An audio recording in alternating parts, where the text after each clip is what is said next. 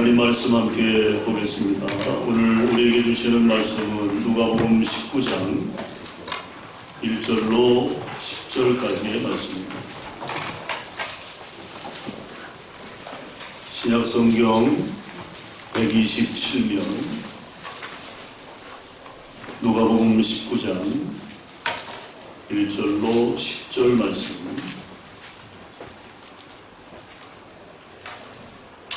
우리 다 같이 읽겠습니다. 예수께서 여리고로 들어가 지나가시더라. 삭개오라 이름하는 자가 있으니 세리장이요 또한 부자라. 그가 예수께서 어떠한 사람인가 하여 보고자 하되 키가 작고 사람이 많아 할 수 없어 앞으로 달려가서 보기 위하여 돌 무화과 나무에 올라가니 이는 예수께서 그리로 지나가시게 됨이로라. 예수께서 그곳에 이르사 쳐다보시고 이르시되 삭개오야 속히 내려오라. 내가 오늘 네 집에 유하여야 하겠다 하시니 급히 내려와 즐거워하며 영접하거니 무사람이 보고 수군거려 이르되 저가 죄인의 집에 유하러 들어갔도다 하더라.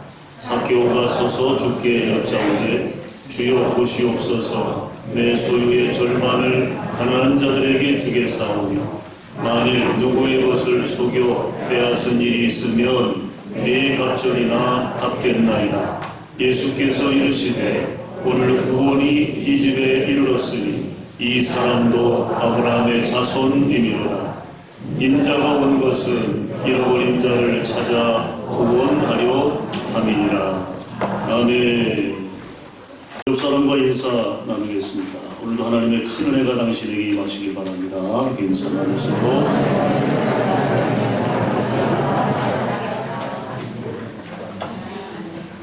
오늘 말씀 제목이 쓰임받는 자의 행복입니다.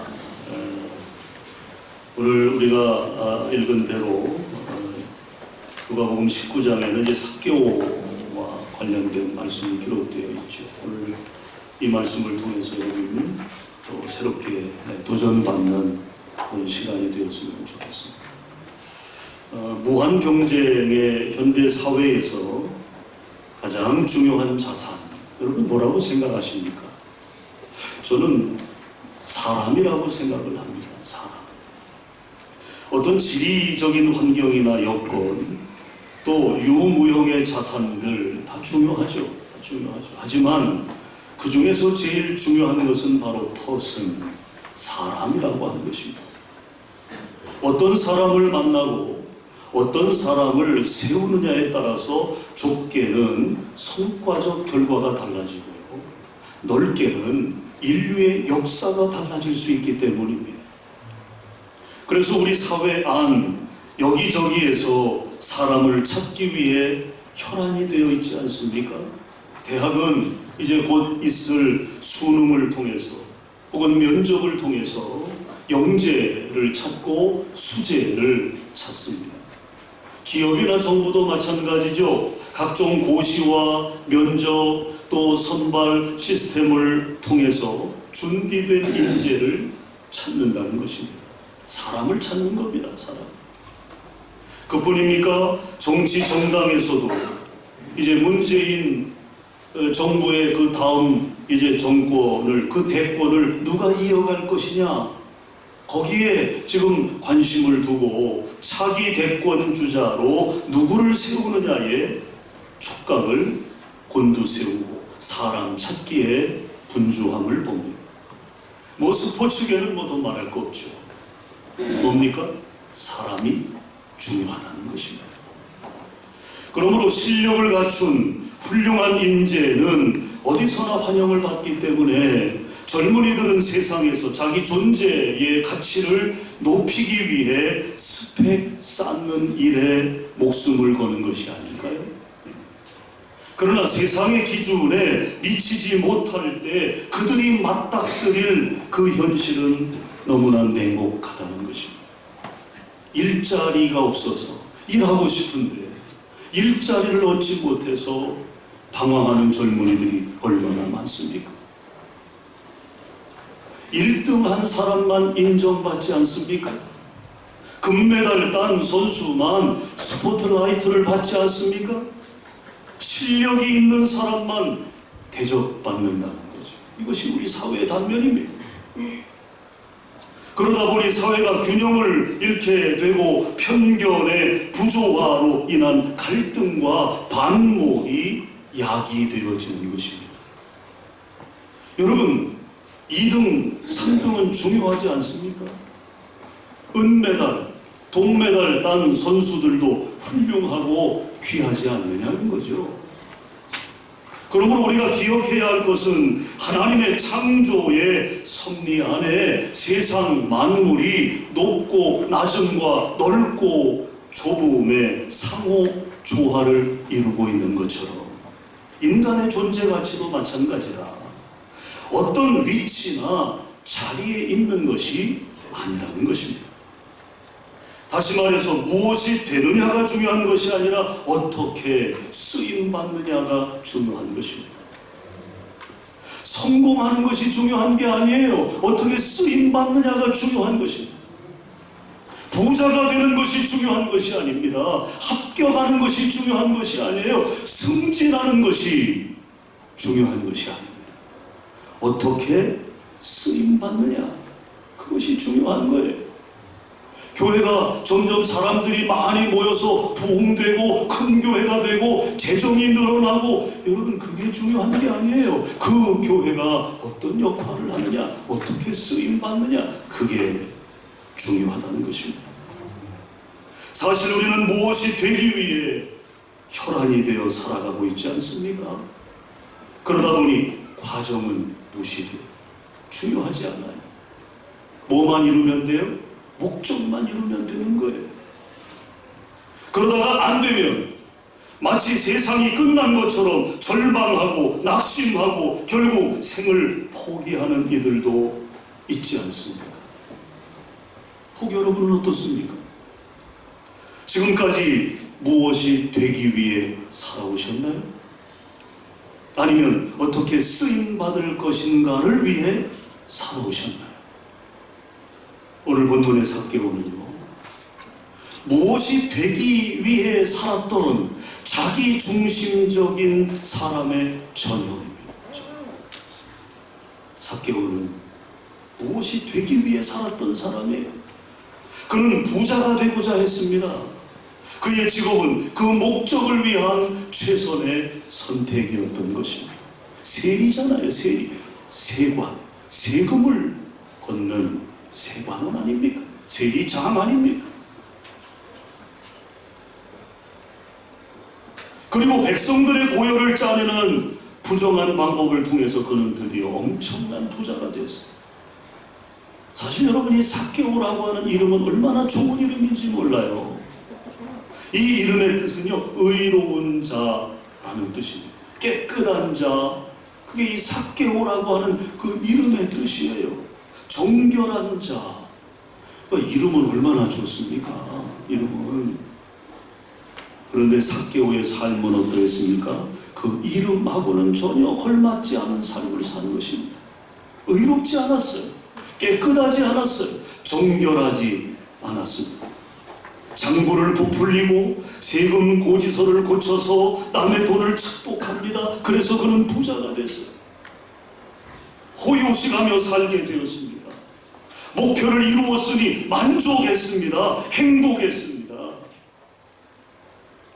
그런데 그 삭개오가 나이 먹어가면서 어느 날 문득 자기 자신에 대해 생각하게 됩니다. 나는 누구인가? 나는 누구인가? 내 이름은 무엇인가? 이렇게 살아도 되는가? 나는 하나님 앞과 부모 앞에 떳떳한가? 결론은 아니었어요. 결론. 자기 자신을 조명해 보니까 그렇지 못했다는 거죠. 자신은 죄인이었습니다. 아, 이렇게 살면 안 되는데 내가 잘못 살았구나 깨달아지는 거예요. 느껴지는 거예요. 그러자 서서히 마음속 깊은 곳에서 하나님에 대한 갈망이 생겨나기 시작했다는 것입니다. 여러분, 오늘 오늘 소설이죠. 소설 맞죠? 소설. 이제 겨울이 이제 시작이 됩니다. 여러분, 겨울이 되면 철새들이 이동을 합니다. 어디로 이동해요? 남쪽으로 이동을 하죠. 남쪽. 누가 부르지도 않았는데, 누가 인도하지도 않는데 수만 킬로미터를 비행하며 이동을 합니다. 우리가 잘 아는 이 기러기는 이제 때를 지어 날아가잖아요. 어떤 형태로 날아갑니까? V형으로 날아갑니다. V형으로 날아갑니다. 맨 앞에 이제 선두가 있습니다. 그 선두, 리더 기러기가 이제 공기를 가르죠. 공기를 갈라주면 그 뒤따라오는 기러기들이 수월하게 날아갑니다. 수월하게. 근데 재밌는 것은요, 이 맨 앞에 가는 이 리더 기러기는 공기 저항을 계속 받다 보면 어떻게 해요? 힘들죠. 또 선두에 서서 간다고 하는 것이 여러분 얼마나 힘든 일입니까? 예? 그러니까 뒤따르는 기러기들이 소리를 내준다는 거예요. 소리를. 그 리더 기러기를 격려해 주는 거예요. 격려. 그래서 콩, 콩, 콩, 콩 이런 소리를 내준다고 합니다. 그러면 맨 앞에 가는 리더 기러기가 뒤에서 들리는 그 소리에, 그 호응에 힘입어서 힘들지만 리더로서 자기 역할을 하는 거죠. 자기 역할. 그러다가 이제 한계에 오면, 힘들게 되면 로테이션을 한다는 거예요. 그래서 계속해서 선두가 바뀌면서 목적지까지 날아간다는 거죠. 여러분, 얼마나 신비스럽습니까? 누가 가르쳐주지 않아도, 누가 설명해주지 않아도 자기들끼리 그렇게 팀워크를 이루면서 따뜻한 곳으로, 목적지로 날아가는 거예요. 그렇게 날아가면 최대 70%를 더 멀리 비행한다는 것입니다. 공기 저항을 감소시키고 에너지 소모를 최소화해서 그것이 가능하게 되는 것이죠. 이거 너무너무 신비스러운 거예요. 자연의 세계이지만 너무너무 신비스러운 거죠. 성경에도 보면 새에 대한 이야기가 많이 언급됩니다. 노아 방주에 나오는 까마귀, 또 비둘기, 공중에 나는 참새, 철새, 또 제비, 두루미 등등. 근데 이 새들이 어디를 향해 날아가느냐라고 하는 거예요. 어디를 향해 날아갑니까? 집을 향해 날아가는 거예요. 집을. 자기 집을 향해. 이것을 전문 용어로 귀소 본능 그렇게 표현을 합니다. 귀소 본능. 연어가 수만 킬로를 그렇게 헤엄쳐서 자기 모천으로 돌아오잖아요. 모천으로 돌아와 산란을 하는데 산란하고서 죽습니다. 그런데 그 과정에서 온 몸에 상처투성이, 그러니까 계곡을 뛰어 오르고, 여러분 우리가 TV를 통해서 보잖아요. 얼마나 여러분 역사적인 사명을 띠고 연어는 모천으로 돌아오는 거예요. 자기 집으로, 자기가 태어난 곳으로 돌아오는 거예요. 거기에서 산란하고 그 연어는 이제 생을 마감하게 되는 거죠. 어디를 향해 간다? 집을 향해 간다. 집을 향해. 자기 집을 향해 가는 거예요. 여러분 어떻습니까? 여러분은 주야로 하나님께 돌아옵니까? 철새처럼 돌아옵니까? 하나님께 대한 타는 목마름이 있습니까? 누구든지 하나님을 떠날 수 있으나 돌아오면 됩니다. 할렐루야. 돌아오면 됩니다. 돌아오면 하나님이 복 주시고요. 돌아오면 하나님이 쓰신다는 거예요. 쓰신다. 삭개오는 하나님에 대한 갈망의 마음으로 돌무화과 나무 위로 올라간 거예요. 우리는 어려서 뽕나무라고 그렇게 배웠지만 뽕나무하고는 좀 달라요. 돌무화과 나무입니다. 높이가 대략 한 10에서 15m 정도 됩니다. 잎이 크기 때문에 그 나무 속으로 들어가면 밖에서 보이질 않아요. 그 나무 안에서는 밖이 보이지만 밖에서는 그 나무 안이 보이질 않습니다. 삭개오는 지금 자기가 거기 있는 것을 아무도 모른다고 생각하고 있었어요. 여러분, 아무도 나를 안 본다는 것이 때로는 얼마나 편합니까? 예? 그런 공간에서 우리는 여러분 마음의 무장을 해제하잖아요. 아무도 안 보니까. 아무도 안 보니까. 그 아무도 안 보는 그곳에 나름의 또 편안함이 있는 거죠. 삭개오도 내가 여기 있는지 아무도 모르겠지. 그런 마음으로 그 돌무화과 나무 속에 숨어서 지금 바깥을 보고 있는 거죠. 주님을 보고 있는 거죠. 그래서 어떤 분이 우리 성가대가 지금은 모이지를 못합니다만 성가대는 세 가지 좋은 점이 있다. 그렇게 이야기하더라고요. 첫째는 옷 걱정할 필요가 없다는 거예요. 네?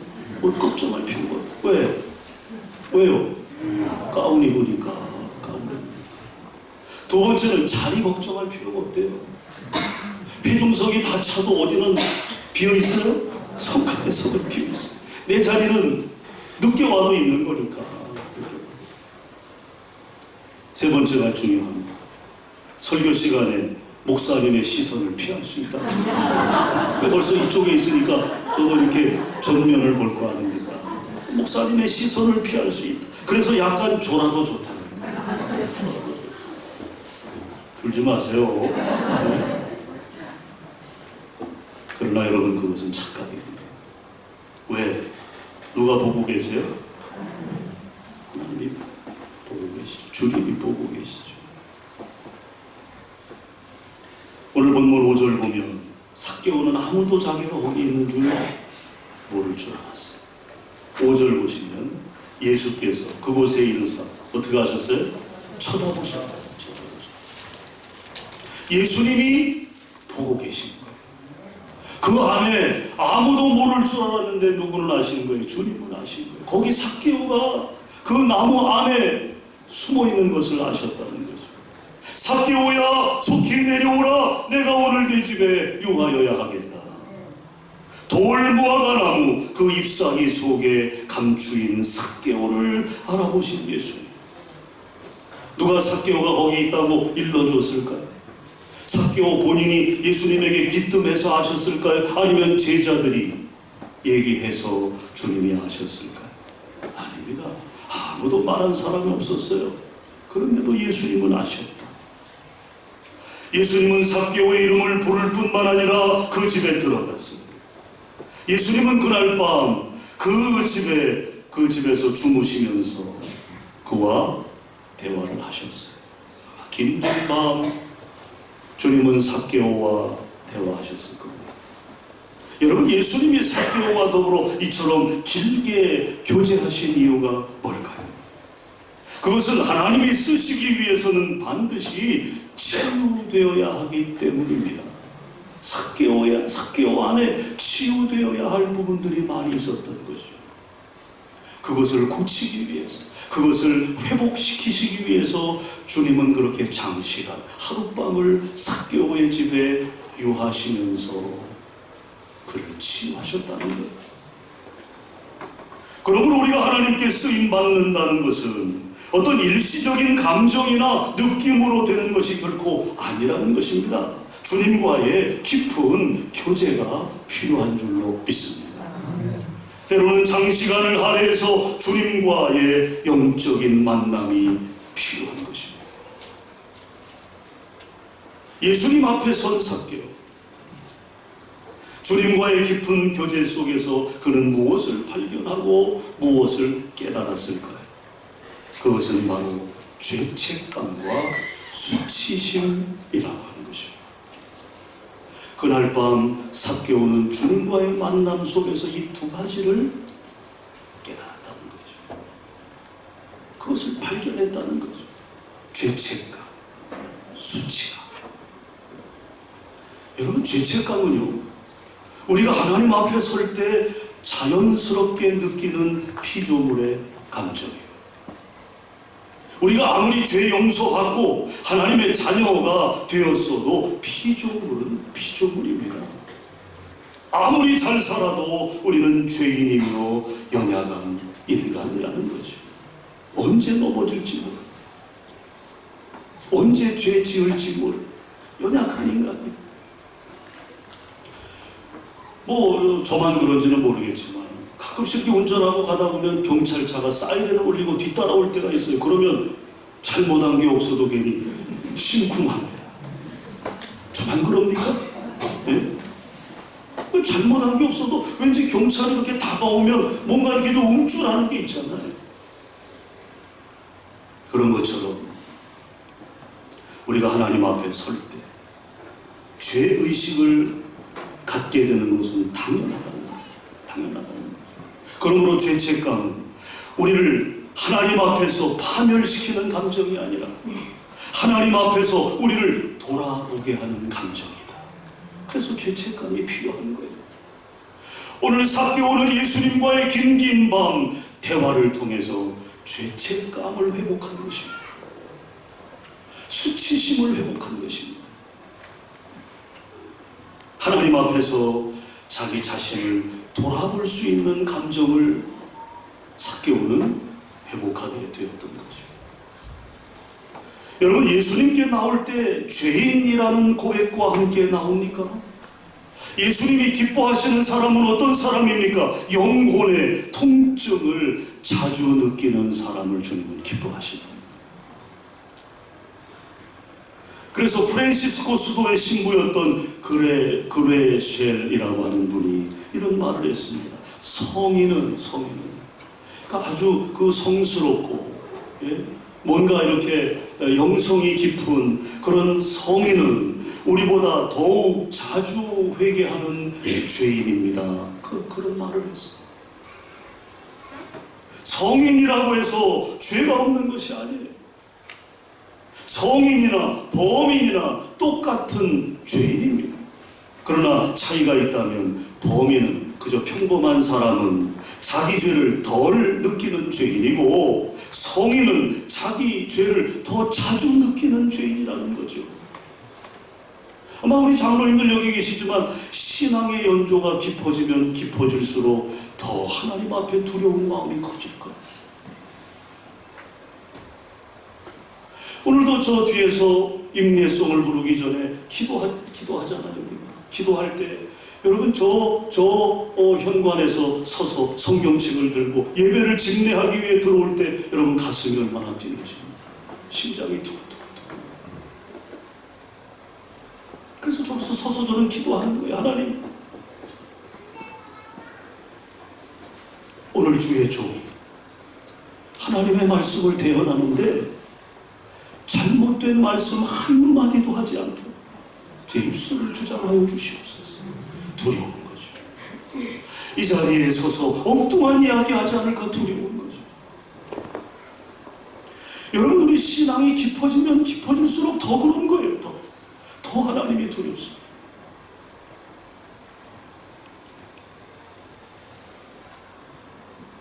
사랑하는 여러분, 죄를 가지고 예수님께 나오십니까? 죄를 가지고 예수님께 나와야 될 줄로 믿습니다. 사마리아 여인처럼 영혼의 통증을 갖고 예수님께 나옵니다. 예수님은 그런 사람을 사랑한다는 거예요. 그런 사람. 이것이 예수님과 교제하는 이유인 것입니다. 우리가 예수님과 교제하면 우리의 죄를 하나님의 눈으로 보게 된다는 거예요. 이것이 여러분 우리 안에 놀라운 변화인 것이죠. 죄를 이제는 하나님의 눈으로 보게 되는 거예요. 내 눈으로 보는 것이 아니라 하나님의 눈으로 보게 되는 것입니다. 하나님의 눈으로 볼 때 우리의 약함은 하나님께 나아가는 은혜의 통로가 되는 것입니다. 우리가 오늘 말씀을 통해서 발견하는 중요한 초점 한 가지가 바로 이것입니다. 삭개오가 예수님을 만난 후 세리를 그만두었다는 말씀이 없어요. 세리라고 하는 직업, 내가 그동안 부정했고 내가 그동안 남의 돈을 착복했고 그래서 부자가 된 그 직업, 그 세리, 그것을 버린 것이 아니라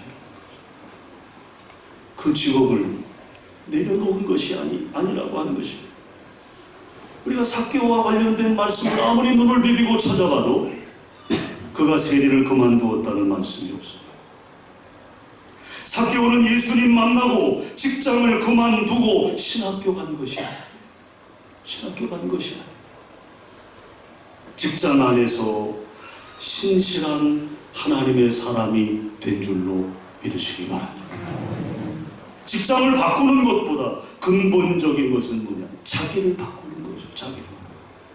많은 사람이 예수 믿고 변화된 후에 어디 갑니까? 어디 간다고 그래요? 신학교 간다고 그러죠. 신학교. 장로님 중에도 은혜 받았다고 신학교 가. 연예인들 중에도 은혜 받았다고 신학교 가. 사업하다가도 은혜 받았다고 신학교 가. 물론 여러분, 하나님의 강력한 콜링이 있을 수 있죠.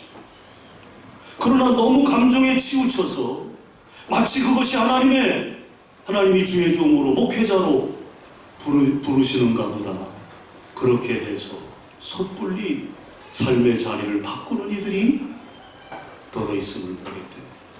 그들이 끝까지 롱런하느냐? 그렇지 못한 경우들이 많아요. 조금 하다가 또 그만두고 말아요.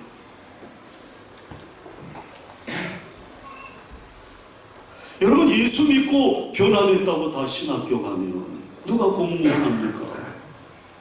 누가 회사 가고요? 누가 집사하고? 누가 권사하고? 누가 장로하겠어요? 그러므로 직업을 바꾸는 것이 중요한 것이 아니라 따라합시다. 내 삶을 바꾸는 것이 중요하다. 믿으시면 아멘하세요. 삭개오는 예수님 만난 후에 다시 세무소로 갔다는 거예요. 다시 세무소로 갔어요. 그때부터 그 세무소가 하나님께서 쓰시는 장소가 된 것입니다. 이것이 삭개오의 삶을 통해서 우리에게 보여주시는 변화의 가치라고 하는 거죠. 이처럼 삭개오가 예수님 만난 후에 다시 세무소로 돌아갔다는 것과 함께 그가 어떻게 살았는가를 보여주는 말씀이 바로 8절입니다. 8절. 우리 8절 다 같이 읽겠습니다. 8절 시작.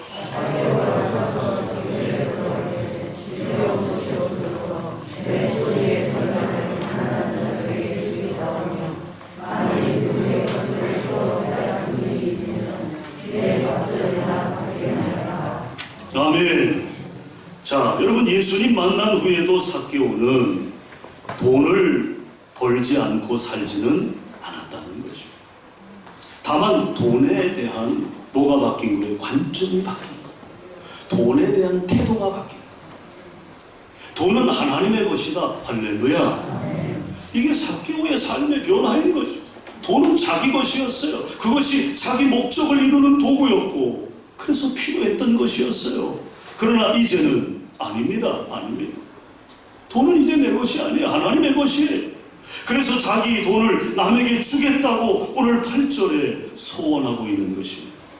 예수님 만난 후에 삭개오는 섬기는 사람이 되었다는 거죠. 섬기는 사람. 사랑하는 여러분, 저는 우리 성도들이 다 부자가 되었으면 좋겠어요. 아멘 한 분만 그렇게 될 줄로 믿습니다. 지금 아멘 하면 소용없어요. 미리미리 해야지. 미리. 다시 한번 여러분들은 다 부자가 될 수 있기를 바랍니다. 그게 제 마음이에요. 좀 우리 성도들이 좀 힘이 있으면 좋겠어요. 그래서 하고자 하는 일들을 했으면 좋겠어요. 교회라고는 교회, 이 땅의 소망이 되는 교회, 만들어가기 위한 필요한 도구들이 있잖아요. 재료들이 있잖아요. 그런 것을 우리가 소유했으면 좋겠다는 말씀입니다. 그러나 여러분, 부자가 되어도 하나님께 쓰임받지 않으면 그 부는 아무짝에도 쓸모가 없는 것입니다. 우리는 공부 많이 해야 합니다. 그러나 그 공부가 하나님께 쓰임받아야 한다는 거죠. 논리는 그렇습니다. 논리는, 이 원칙은 여러분 불변이에요. 오늘 우리가 어떤 직업을 갖든 그것이 하나님께 쓰임받아야 한다. 내가 오늘 어떤 일을 하든 이 일이 하나님께 쓰임받는 일이 되어야 한다. 그렇게 여러분 그 결과를 향하여, 그 결론을 향하여 우리의 삶을 핸들링해 가야 한다는 것입니다. 교회에서 직분을 받습니다. 그런데 직분을 위해 직분을 받는다면 그것은 명예직에 불과하는 거예요. 명예직에 불과하는 거예요. 여러분 가만히 생각해 보세요. 내가 지금 내 직분이 명예직에 해당되는 그런 직분인지 아닌지 그건 여러분 자신이 아는 거예요. 자신이. 하나님도 그것을 인정하지 않습니다. 그러므로 우리의 직분이 하나님의 일을 위해 사용되어져야 한다는 거예요.